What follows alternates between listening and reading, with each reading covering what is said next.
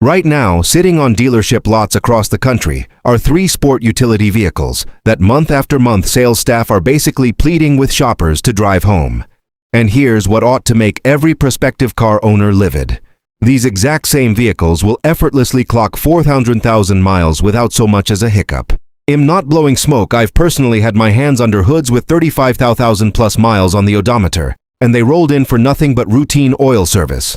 The power plants looked fresher than vehicles with a fraction of that wear. So what's the disconnect? Why do they languish while flashier models fly off the lot? Simple dealerships rake in cash on glitzy gadget-laden SUVs that start hemorrhaging money every 6,000 miles. These 3, they're too understated to market and too dependable to generate repeat service revenue. After 2 decades of watching sport utilities cycle through my garage, I'm going to reveal which ones are gathering dust in showrooms and why that's the most promising headline you'll read all week if you're hunting for something that'll genuinely go the distance. And that final entry on this list, I nearly came to blows with a sales associate who was actively diverting a client away from it. I'll spill exactly what went down. We're working through 3 SUVs, beginning with one that's been the automotive world's most closely guarded secret and finishing with the model that ought to make every rival manufacturer hang its head in shame. I'm reserving the most indestructible for the finale. Let's dive in. Number 3, Toyota Sequoia. Entry number 3, the Toyota Sequoia. If it doesn't ring a bell, that's precisely the dilemma and precisely why you can slash thousands off the asking price today. Here's the scene at dealership. Shoppers stroll right past the Sequoia to ogle the Tahoe or Expedition. They crave the badge recognition. They want what the guy next door drives. Meanwhile, the Sequoia waits quietly, the unassuming student in the back row who's about to dominate every exam for the next 10 years. I had a patron last year who rolled in with a 2008 Sequoia, 9,000 miles on the clock, needing brake pads. That was the extent of it. I pressed him on major repairs over the vehicle's lifetime. He pondered for a good half-minute and replied, "Swap the alternator at $2,000." That was essentially it. 9,000 miles. One alternator. The 57-liter V8 under that hood is fundamentally identical to what Toyota stuffed into the Tundra and Land Cruiser. And that power plant boasts a verified history of reaching 400,000 miles when treated with even marginal respect. So why is it collecting cobwebs? 2 syllables: fuel economy. You're lucky to squeeze 15 miles per gallon on a favorable day. In an era where everyone's sweating pump prices, that terrifies consumers. But let's crunch the mechanics' numbers. Assume 15,000 miles annually at 350 per gallon. The Sequoia sets you back roughly $3,500 in fuel each year. A more efficient crossover netting, 22 mpg, runs you about $2,400. That's an $1,100 annual delta. Know what else costs $1,100? A single modest repair on a less trustworthy rig. I've witnessed folks drop more than that, replacing one sensor. The Sequoia won't bleed you dry with constant nickel and dime nonsense. Who's it for? Towing enthusiasts, space hogs, anyone planning to hold on to their ride for a decade. Plus, this is your machine. Who should pass? Strictly urban commuters who lose sleep over mileage figures. Look elsewhere. It's a rolling fortress that simply refuses to quit. Dealers can't shift them because buyers don't grasp what they're looking at. That ignorance is your leverage.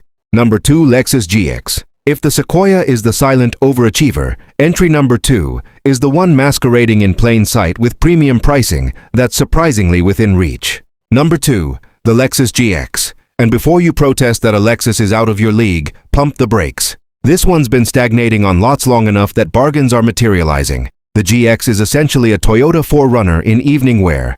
Shared ladder frame chassis, shared bulletproof drivetrain, swaddled in leather and Lexus-grade assembly standards. And because it carries that Lexus emblem, folks automatically assume it's beyond their budget, so they never even glance.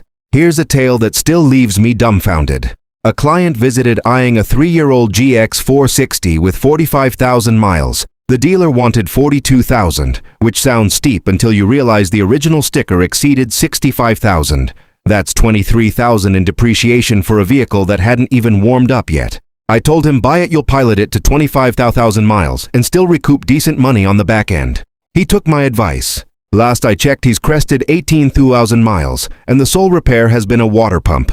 The 46-liter V8 in the GX460 belongs to Toyota's UR engine dynasty, the same lineage powering Land Cruisers and Tundras. These power plants are engineered with absurd tolerances. Toyota's designers build them to endure conditions most American drivers will never encounter. The financial gut punch if something does fail. A timing chain service, which these scarcely require before 2,000 miles, runs approximately $2,500 to $3,000. Sounds painful until you stack it against the 6,000 to 8,000 timing chain jobs I regularly see on German sport utilities at half the mileage. And here's the twist: the GX retains value better than nearly any SUV on the road. You're not hemorrhaging capital owning one, you're parking it. Who's it for drivers wanting 4Runner capability wrapped in Lexus refinement, used car shoppers seeking slow depreciation, anyone who values body-on-frame toughness? Who should pass? If maximum cargo volume is paramount, the GX is more compact than you'd expect. Or if cutting-edge infotainment is non-negotiable, the interface is notoriously antiquated. Mechanics take.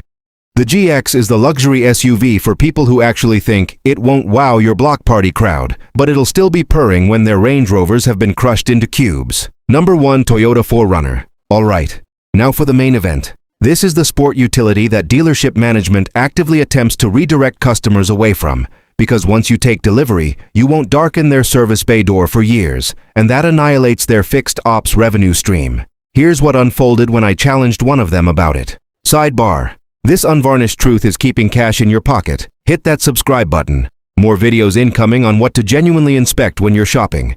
Intel dealerships absolutely don't want circulating. Entry number 1. And honestly, it wasn't remotely competitive, the Toyota 4Runner. Now you might be thinking, the 4Runner doesn't sit on lots. Everybody knows it's bulletproof, and you're partially correct. Everybody knows. But they're not purchasing it. Because it's dull. Because it lacks sufficient bells and whistles. Because it handles like, well, a truck. That's the entire point.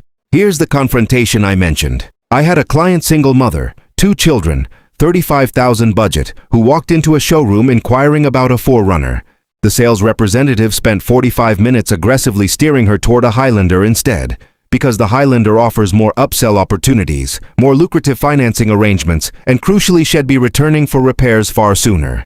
She phoned me from the lot. I instructed her to leave immediately and locate a different dealer. She secured her 4Runner. That was 4 years and 9,000 miles ago. She's invested perhaps $800 in upkeep total.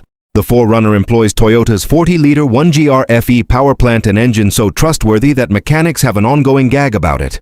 The joke is we never see them, they simply don't break. I've personally serviced 4Runners surpassing 3,000 miles that arrived exclusively for scheduled maintenance. No engine overhauls, no transmission rebuilds, just fluid changes, brake pads and rubber. The body-on-frame architecture means it absorbs punishment that would annihilate a unibody crossover. The part-time 4-wheel drive system is straightforward, battle-tested, and inexpensive to maintain.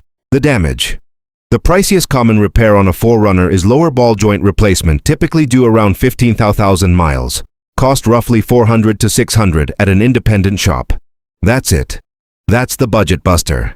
Stack that against the 4,500 transmission rebuilds I witness on competing SUVs at identical mileage, and you comprehend why wrench turners universally endorse these machines.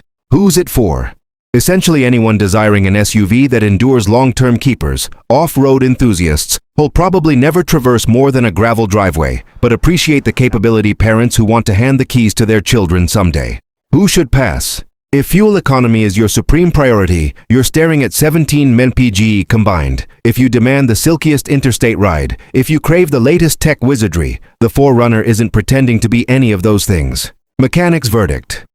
The 4Runner is the nearest thing to a guaranteed winner in the automotive universe. It doesn't thrill. It doesn't dominate comparison tests predicated on superficial criteria. But it'll be operating flawlessly when every competitor in its segment has been consigned to the salvage yard. That's not a hot take. That's 20 years of watching them stream through my shop and virtually never requiring anything significant.